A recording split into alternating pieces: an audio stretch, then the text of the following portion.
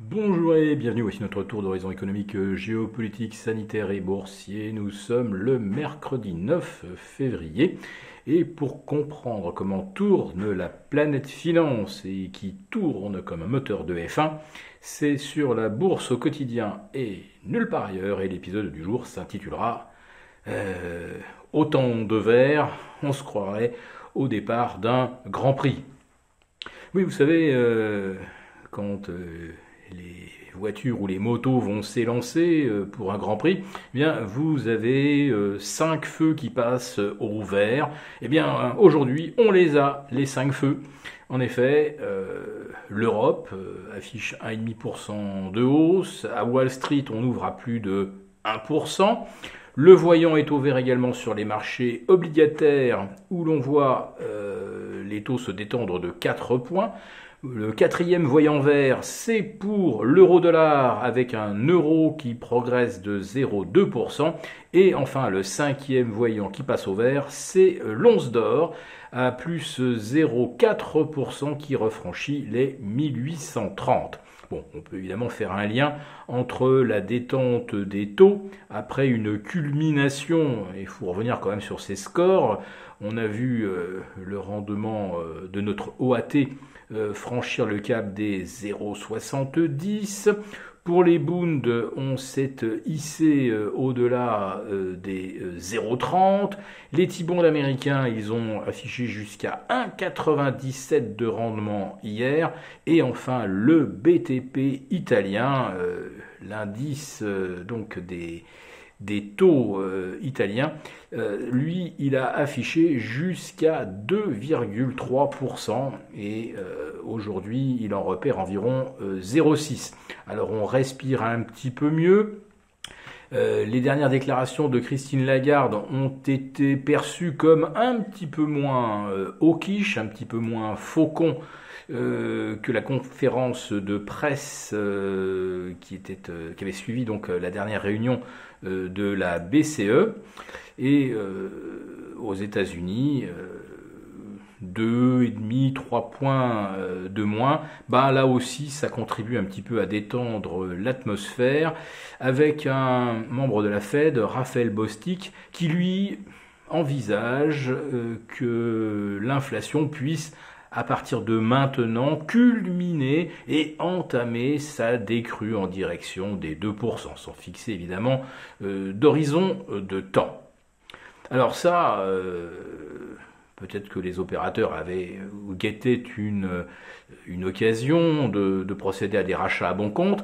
N'empêche que sur le CAC 40, c'est impressionnant. On a 39 valeurs sur 40 en hausse. La seule qui manque, c'est Sanofi, mais qui s'effrite de moins 0,6 ou moins 0,7%. Et à Wall Street, on vient de voir le S&P rouvrir avec 95% de ses composantes en hausse. C'est pas souvent qu'on voit un tel ratio de 39 sur 40 sur le CAC et 95% sur le S&P.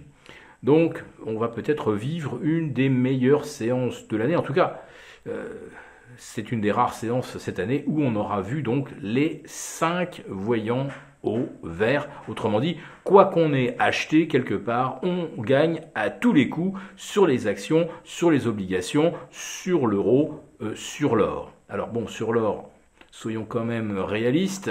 Certes, l'once progresse aujourd'hui, mais ne franchit pas la résistance des 1855-1860. Mais bon, ça vaut toujours mieux que de se retrouver en dessous des 1780.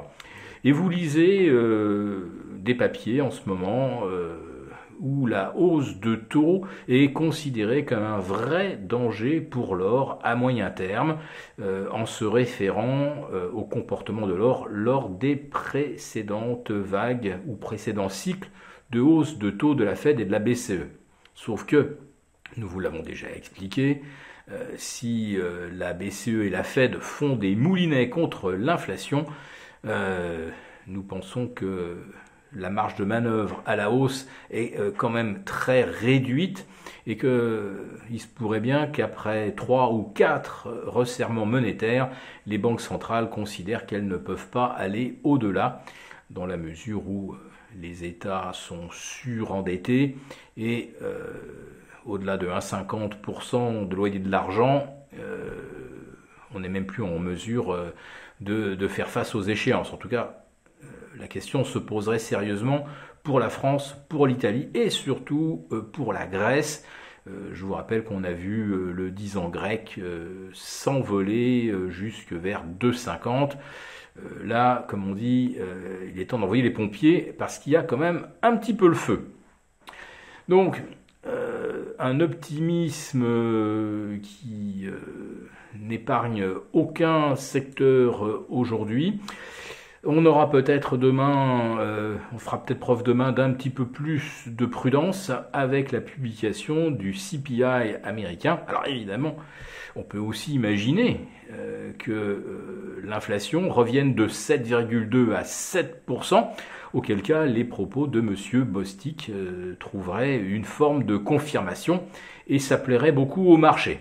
Reste à savoir si le CAC 40 est quand même capable d'aller maintenant au-delà des 7140. C'était son zénith du 2 février dernier. Alors, on verra ça demain.